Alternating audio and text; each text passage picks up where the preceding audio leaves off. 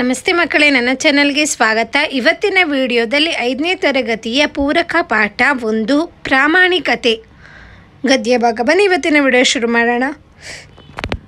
ಸಮಿತಿ ಕಡೆಯಿಂದ ಅಭ್ಯಾಸದಲ್ಲಿ ನೋಡೋದಾದರೆ ಕೆಳಗಿನ ಪ್ರಶ್ನೆಗಳಿಗೆ ಉತ್ತರಿಸಿ. ಬರೀ 4 ಪ್ರಶ್ನೆಗಳಿಗೆ ಮಾತ್ರ ಉತ್ತರ ಬರಿಬೇಕಷ್ಟೇ, ಪ್ರಶ್ನೋತ್ತರಗಳು. ಮೊದಲನೇದಾಗಿ ಕೆಳಗಿನ ಪ್ರಶ್ನೆಗಳಿಗೆ ಉತ್ತರಿಸಿ. ಆ ವಿಭಾಗ. ಮೊದಲನೇ ಪ್ರಶ್ನೆ, ರಾಜಮ್ಮ ಎಲ್ಲಿಗೆ ಹೋಗಬೇಕಿತ್ತು?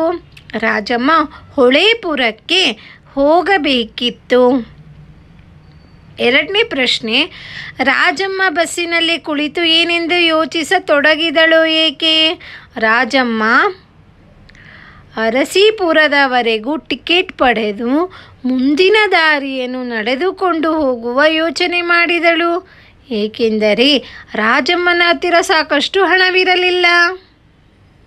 ಮೂರನೇ ಪ್ರಶ್ನೆ, ರಾಜಮ್ಮನ ಪ್ರಾಮಾಣಿಕತೆಗೆ ಸಹ ಪ್ರಯಾಣಿಕಳು ಯಾವ ಸಲಹೆ ಕೊಟ್ಟಳು?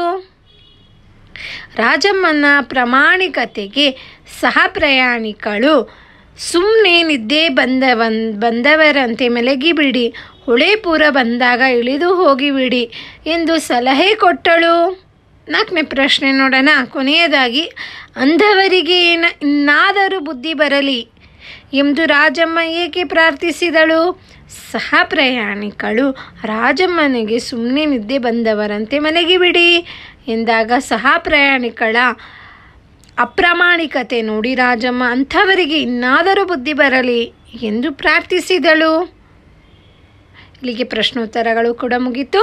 ಹಾಗೆ ಪ್ರಾಮಾಣಿಕತೆ ಎಂಬ ಪೂರಕ ಪಾಠದ ಪ್ರಶ್ನೋತ್ತರಗಳು ಮುಗಿದಿದೆ. ನಿಮಗೆ ನನ್ನ ವಿಡಿಯೋ ಇಷ್ಟ ಆಯ್ತು ಅನ್ಕೋತೀನಿ. ಇಷ್ಟ ಆದರೆ ಪ್ಲೀಸ್ ಲೈಕ್ ಮಾಡಿ, ಫ್ರೆಂಡ್ಸ್ ಎಲ್ಲರೂ ಶೇರ್ ಮಾಡಿ. ಯಾರ್ಯಾರು ಚಾನಲ್ನ ಸಬ್ಸ್ಕ್ರೈಬ್ ಮಾಡ್ಕೊಂಡಿಲ್ಲ ಅಂದರೆ ಪ್ಲೀಸ್ ಸಬ್ಸ್ಕ್ರೈಬ್ ಮಾಡ್ಕೊಂಡು ನೋಡಿ. ಖಂಡಿತವಾಗಿ ಮುಂದಿನ ವಿಡಿಯೋದಲ್ಲಿ ಸಿಗೋಣ ಮಕ್ಕಳೇ. ಹಾಗೆ ಕಂಟಿನ್ಯೂಷನ್ ವಿಡಿಯೋಸ್ ಕೂಡ ಗದ್ಯ ಭಾಗ ಪದ್ಯ ಭಾಗ ಕೂಡ ಅಪ್ಲೋಡ್ ಮಾಡ್ತಾನೆ ಬಂದಿದ್ದೀನಿ. ಒಮ್ಮೆ ಚೆಕ್ ಮಾಡಿ ನೋಡಿ. ಧನ್ಯವಾದಗಳು.